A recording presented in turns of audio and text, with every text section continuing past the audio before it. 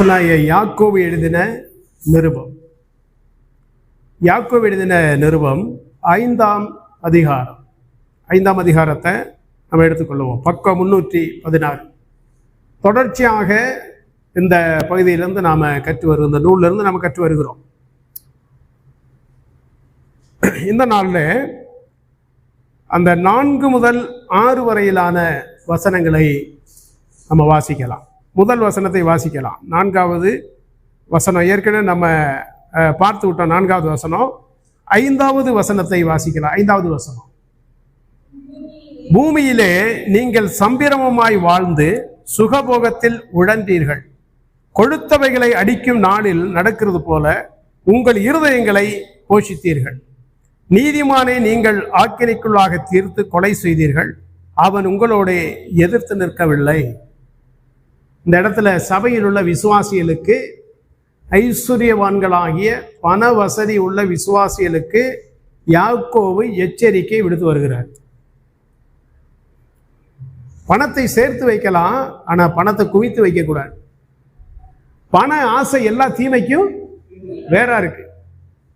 அப்ப அந்த பண ஆசை என்ன செய்யும்? விசுவாசிகளை தேவனை விட்டு விலகச் செய்யும், பின்வாங்கி போகச் செய்யும், தேவனை மறுதலிக்க செய்யும், துணிகரமான பாவங்களுக்கு நேராக நடத்தும். அதனால அவர் எச்சரித்து கூறி வர்றாரு யாக்கோபு, கவனமா இருப்பா. ஆண்டவர்கிட்ட பணத்தை கொடுத்துருந்தாருன்னா கவனமாரு. தவறான விதத்துல நீ அதை பயன்படுத்தி உன் ஆத்துமாவை கெடுத்து விடக்கூடாது. இந்த எச்சரிப்பை கொடுத்து வர்றார். பூமியிலே நீங்கள் சம்பிரமமாய் வாழ்ந்து சுகபோகத்தில் உழன்றீர்கள். இப்ப சம்பிரமமாய் வாழ்ந்து சுகபோகத்தில் உழன்றீர்கள் அப்படின்னு சொல்லும்போது, இந்த உலகத்துல சம்பிரமமாய் அப்படின்னா ஒரு குறைவில்லாத நிறைவான ஒரு வாழ்க்கை, கவலை இல்லாத வாழ்க்கை இல்லையா? இது யாரால வாழ முடியும்? அனிதின கூலி வேலை செய்கிறவனால வாழ முடியுமா? காலையில் எழுந்த உடனே இன்னைக்கு வேலைக்கு போகணும், சம்பளம் கிடைத்தா தான் உண்டு, சாப்பாட்டுக்கு வேணும், பிள்ளைகளுக்கு படிப்பு வேணும், அந்த எண்ணம் தான் இருக்கும். அவன் சம்பிரமமாய் வாழ முடியாது. சுகபோகத்தில் அவன் உழன்று வாழ முடியவே முடியாது. அப்ப யார் இப்படி வாழக்கூடியவர்கள் என்று சொன்னால் ஐஸ்வர்யவான்கள் இல்லையா? அன்னைக்கு உலகத்தில் நம்ம பார்க்கிறோம், சில பேருக்கு காரை திறந்து விடுவதற்கு ஒரு ஆளு, அவர் உள்ள ஏறி அமர்ந்தோன்னா அந்த காரு டோர் இருக்கு இல்லையா, அந்த கதவை மூடி விடுறதுக்கு ஒரு ஆளு. இதெல்லாம் நம்ம பார்க்குறோமா இல்லையா? உட்காந்து சாப்பிட்டா அந்த தண்ணியை கை கழுவுறதுக்கு தண்ணியை ஊற்றி விடுறதுக்கு ஒரு ஆளு. இப்படியெல்லாம் இருக்கு உலகத்தில். ஏன் இவரே செய்யக்கூடாதா? நாமே அந்த வேலையை செய்து கொள்ளக்கூடாதா? ஒரு வெட்டி பெருமை. என்கிட்ட பணம் இருக்கு, என்கிட்ட ஐஸ்வர்யம் இருக்கு இல்லையா? தங்கத்தில் வீடு கட்டுறான், காருக்கு தங்கத்தில் முலாம் பூசுறான். இதெல்லாம் நடைபெற்று கொண்டுதான் இருக்கு இல்லையா? சில பேர் காருக்குள்ளேயே எல்லாம் இருக்கு, கேராவேன் என்று சொல்லுகிறார், உள்ள வீடு மாதிரியே இருக்கு, எல்லாம் வச்சிருக்கிறான். இப்படிப்பட்டவர் என்ன செய்கிறார்கள் என்றால், வாழ்க்கையில சம்பிரமமாய் வாழ்ந்து சுகபோகத்தில் உழன்று கொண்டிருக்கிறார்கள் இல்லையா? ஒரு சினிமா நடிகரை பத்தி சொன்னாங்க. அவர் இந்த குற்றாலம் பகுதியில் போய் ஷூட்டிங்கு போனாராம். அப்போ ஒரு குளத்திலிருந்து தண்ணி கொண்டு வந்து மழை பெய்வது போல ஒரு காட்சி. அவர் சொன்னாராம், அந்த குளத்திலிருந்து தண்ணி கொண்டு வரக்கூடாது, சுத்தமான தண்ணீர் விலை கொடுத்து வாங்கிட்டு வா, அப்பதான் நான் நினைவேன். சாதாரண ஒரு ஷூட்டிங். அப்ப பெருமை, நான் ஒரு பெரிய நடிகர், நான் எவ்வளவு சம்பளம் வாங்குறேன் தெரியுமா, எனக்கு போய் குளத்தில் இருக்க தண்ணியை கோரி ஊத்துற இல்லையா? இன்றைக்கு அப்பாவிகள் அந்த குளத்தின் நீரை குடிக்கிறவர்களும் இருக்கிறார்கள் இல்லையா?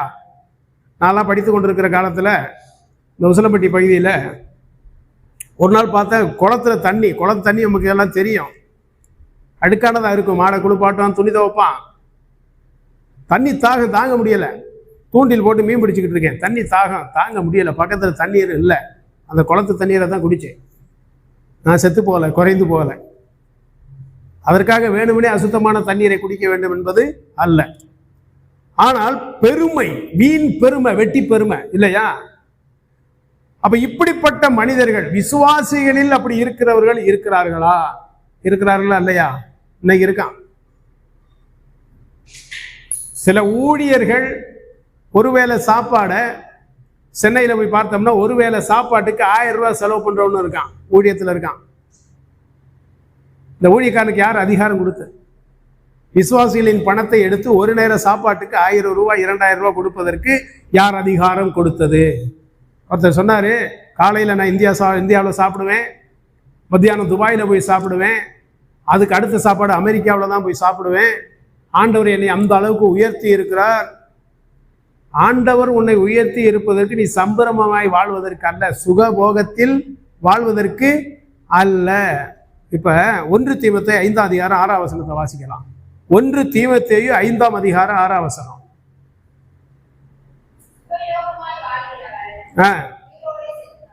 செத்தவள், சுகபோகமாய் வாழ்கிறவள் உயிரோட அப்படின்னு அர்த்தம் என்ன? சுகபோகமாய் வாழ்கிறவள், கட்டுப்பாடு இல்லாம,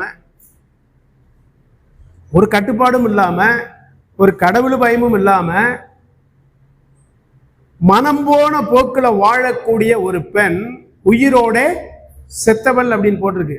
நீ விசுவாசியா இருக்கலாம், நீ சபையில் அங்கத்தினரா இருக்கலாம், நீ கர்த்தருக்கு பயந்து வாழாம சுகபோகமாய் ஒரு பெண் வாழ்ந்தா உயிரோடைய செத்தவள் அப்படின்னா அர்த்தம் என்ன? உன்ட உயிர் இருக்கு, ஆனா நீ யாரு? செத்து போயிட்ட. அப்ப விசுவாசிக்கு இங்க யாக்கோபு என்ன கூற விரும்புகிறார் என்றால், நீ விசுவாசியாக இருக்கலாம், தேவன் உனக்கு கொடுத்திருக்கிற ஐஸ்வர்யத்திலே மயங்கி தேவனை விட்டு விலகி நீ சுகபோகமாய் வாழ்ந்தால் நீ எப்படிப்பட்டவன்? செத்து போயிட்ட, வெளியில நடமாடுற. ஆனால் ஆவிக்குரிய வாழ்க்கையில உனக்கு மரணம் சம்பவிக்குதுப்பா. ஆவிக்குரிய வாழ்க்கையில நீ செத்து போற அப்படின்னா உன்னால உணர முடியாது, ஏழைகளை உணர முடியாது, தரித்திரரை புரிந்து கொள்ள முடியாது, மற்றவருடைய தேவைகளை உணர்ந்து கொள்ள முடியாது, மற்றவருடைய வேதனையை உணர்ந்து கொள்ள முடியாது. ஒரு போவாரு, நல்லா ஏசி ஆன் பண்ணி படுத்து தூங்கிடுவாரு இல்லையா, நல்லா சாப்பிட்டுட்டு. மற்றவர்களை குறித்து கவலை வருமா? யார் எப்படி போனா எனக்கு என்ன, நான் நல்லா இருக்கேன்ல, நான் ஆசீர்வாதமா இருக்கேன்ல, என் பேங்க்ல இத்தனை கோடி இருக்குது, அக்கௌண்ட்ல இவ்வளவு கோடி இருக்கு, என் வீட்டில் இவ்வளவு பணம் இருக்கு, பொருள் இருக்கு இல்லையா?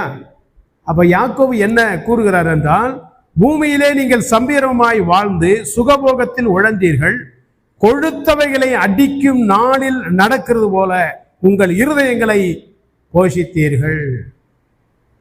கொழுத்தவைகளை அடிக்கும் நாளில், அப்ப விருந்து நாள் இல்லையா? இப்ப ஏழைகளுக்கெல்லாம் விருந்து எப்போ வரும்? குலசாமி கும்பிட்றானா வருஷத்துக்கு ஒரு தடவை வரும், குலசாமி கும்பிட போவான்.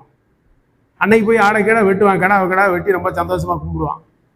இல்லை தீபாவளி வருது, பொங்கல் வருதுன்னா இப்ப எல்லாம் கறி குழம்பெல்லாம் வாரத்துக்கு 2-3 நாள் சாப்பிட்றான். நாங்கெல்லாம் சின்ன பிள்ளைல இருந்த காலத்துல கறி குழம்பெல்லாம் பார்க்கணும்னா ஏதாவது திருவிழா வரணும்.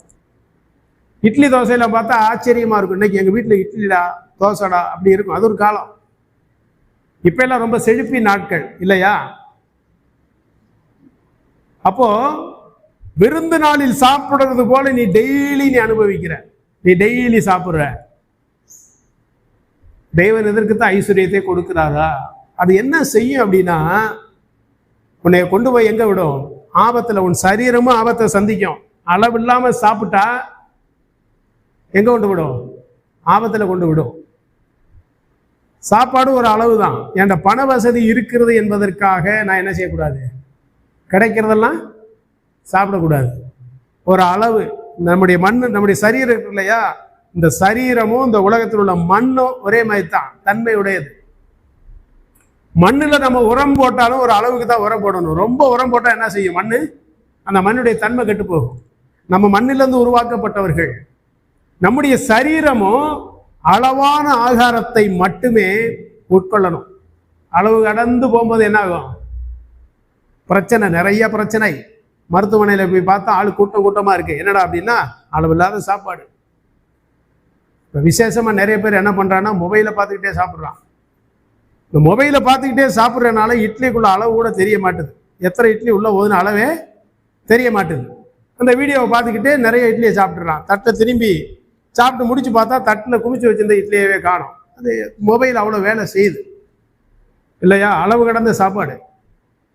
அப்ப யாக்கோபு இங்க என்ன கூறி எச்சரிக்கிறார் என்றால், கொழுத்தவைகளை அடிக்கும் நாளில் நடக்கிறது போல உங்கள் இருதயங்களை போஷித்தீர்கள். இருதயத்துக்கு கவலையே இல்லை, ரொம்ப சந்தோஷம், நல்லா சாப்பிட்டப்பா, நல்ல திருப்தியாச நான் சாப்பிட்டேன், எந்த குறையும் எனக்கு இல்லை. நீ சாப்பிட்றது தவறு அல்ல. எளியவர்களை நீ நினைவு கூறணும். தரித்திரரை என்ன செய்யணும்? நினைவு கூறணும். என்னைக்காவது நம்ம சாப்பிடும்போது அந்த உணவள்ளி வாயில வைக்க போறோம் இல்லையா, என்றைக்காவது ஒரு நாள் இந்த உணவு கிடைக்காமல் எத்தனை பேர் இருப்பாங்க, எத்தனை சிறு பிள்ளைகள் இருப்பார்கள். என்னைக்காவது ஞாபகம் வந்திருக்கா? நினைப்பு வந்திருக்கா? அதுக்கு தான் ஆண்டவருக்கு நன்றி சொல்லணும்னு சொல்றது. சாப்பிடும்போது என்ன செய்யணும்? கர்த்தருக்கு நன்றி செலுத்தணும் இல்லையா? நம்ம அதெல்லாம் நினைக்கிறது இல்லை. இவ்வளவு ஐட்டம் இருக்குப்பா, சந்தோஷமா சாப்பிட்டுறோம் இல்லையா? அப்ப சபையில இருக்கக்கூடிய விசுவாசிகள், கர்த்தர் உங்களை வசதியாக வைக்கிறார் என்றால் ஆடம்பரமான வாழ்க்கை வாழ்வதற்கு அல்ல. அதை கொடுக்கிறவர் யாரு? உன் சம்பளத்தை உனக்கு கொடுக்கிறவர் யாரு? கர்த்தர். உன் வியாபாரத்தை ஆசீர்வதிக்கிறவர் யாரு? கர்த்தர். உன் நிலத்தை ஆசீர்வதிக்கிறவர் யாரு? கர்த்தர். இதை விசுவாசிகளுக்கு தான் சொல்றாரு. புறம்பே உள்ளவர்களுக்கு யாக்கோபு சொல்லல. புறம்பே இருக்கிறவன் எப்படி வாழ்ந்தா நமக்கு என்ன? அவன் 100 கோடிக்கு கூட வீடு கட்டட்டும், அதை பத்தி நமக்கு பிரச்சனையே இல்லை, அதை கேட்க முடியாது. ஆனா விசுவாசிகள் என்று சொல்லும் போது ஐஸ்வர்யத்தை குறித்து ரொம்ப ஜாக்கிரதையா இருக்கணும். லூக்கா எழுதின சுவிசேஷம் வருவோம், 16 அதிகாரம் 25 வசனம். லூக்கா 16:25. அதற்கு ஆபிரகாம், மகனே, நீ பூமியிலே உயிரோடு இருக்கும் காலத்தில் உன் நன்மைகளை அனுபவித்தாய். லாசருவும் அப்படியே தீமைகளை அனுபவித்தான். அதை நினைத்துக்கொள். இப்பொழுது அவன் தேற்றப்படுகிறான், நீயோ. பணக்காரனை பார்த்து இங்க ஆபிரகாம் சொல்ற. இந்த பணக்காரன் எப்படி இருந்தானா? அந்த 19வது வசனம் சொல்லுது பாருங்க. ஐஸ்வர்யமுள்ள ஒரு மனுஷன் இருந்தான். அவன் ரத்தாம்பரமும் விலையேறப்பெற்ற வஸ்திரமும் தரித்து அனுதினமும் சம்பிரமமாய் வாழ்ந்து கொண்டிருந்தான். இந்த சம்பிரமமாய் வாழ்ந்தான் இல்லையா, அதுக்கு தான் அந்த வசனத்தை எடுக்கிறோம் நம்ம. இயேசு கிறிஸ்து தெளிவா ஒரு உதாரணம் சொல்லியிருக்கிறார். ஒரு உதாரணம் சொல்லியிருக்காரு இயேசு கிறிஸ்து. இவன் அனுதினமும் சம்பிரமமான ஒரு வாழ்க்கையில எந்த குறையும் இல்லை. இறுதியில மரிக்கும் போது எங்க போறான்? துன்பம். மரித்த பின்பு துன்பம் வந்துருச்சு.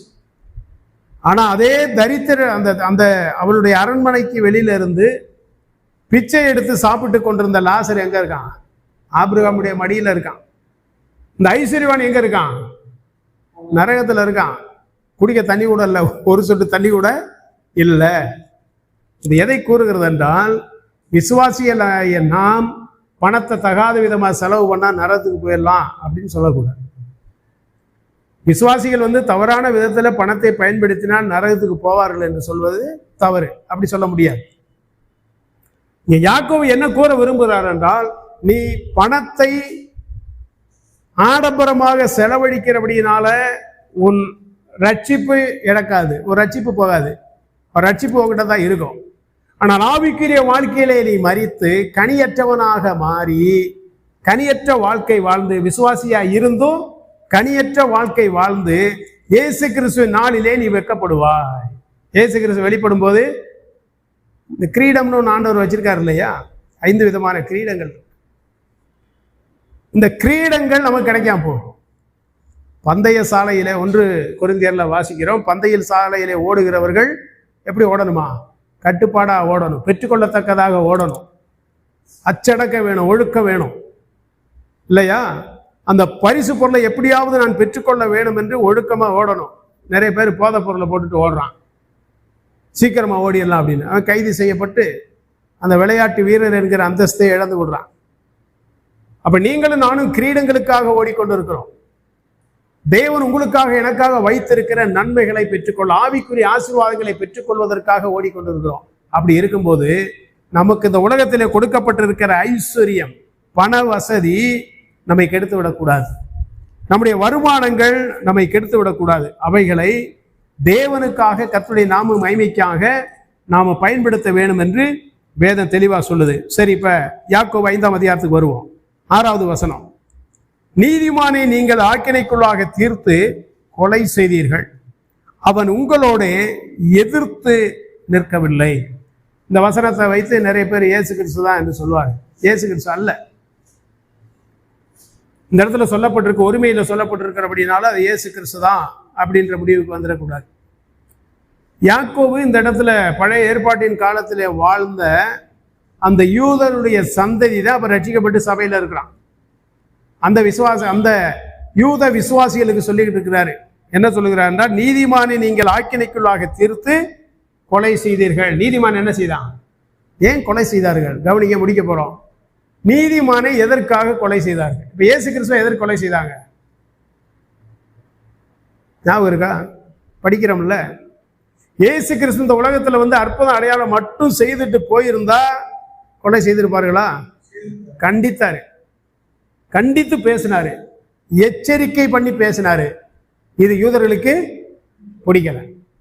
என்னடா இவர் இவ்வளவு கடினமா பேசுறாரு, உபதேசம் ரொம்ப கடினமா சொல்றாரு, இவரை விடக்கூடாது. இன்னைக்கு உலகத்துல நன்மையானவர்களை சொன்னா என்ன செய்வான்?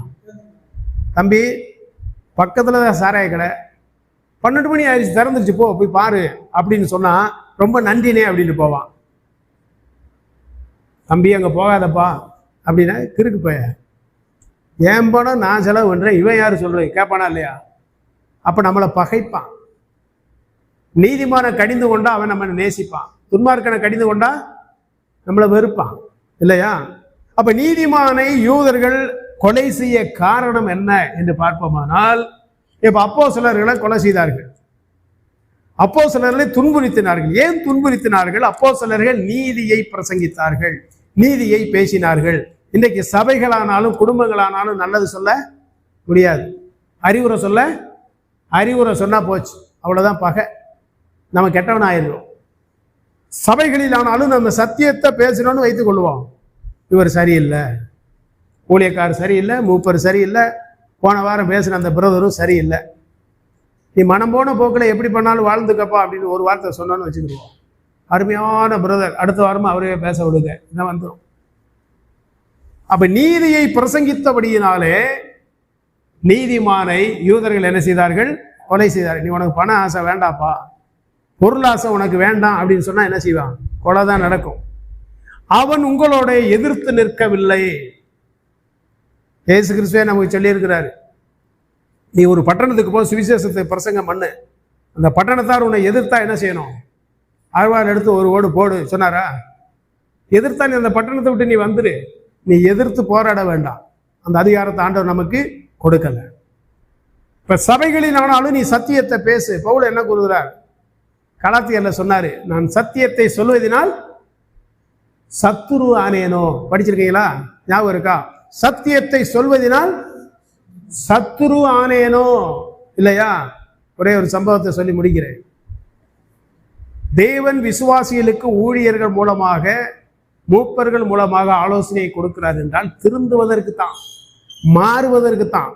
அதை பேசுகிறவர்களை எதிர்ப்பதற்கு அல்ல.